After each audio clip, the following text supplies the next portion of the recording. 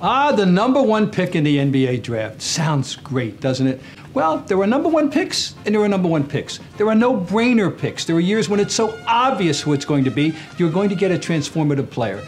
This goes all the way back, as far back as the 50s with Wilt Chamberlain, and then in the 50s, Elgin Baylor, Oscar Robertson, and later on in the 60s, Kareem Abdul-Jabbar, and right into the 90s, Shaq, Shaquille O'Neal. You knew you were going to get a transformative player. It's great when you're in that position, but you're not always in that position. Some years there's great doubt. Some years it's at a high level. Should I take one or two? A great example would be 1986, Brad Daugherty, Glenn Bias. Very difficult decision for whoever had number one pick. You couldn't really go wrong in theory on that one in terms of talent. That was an easy year to do. There's other years when you got the number one pick, you go, oi, oh, what do I do? I mean, you wind up with Michael Olowokandi, which the Clippers did in '98. You wind up with Anthony Bennett. He can't play. But he was the number one pick in the draft. So there's no formula. There's no exact science to it.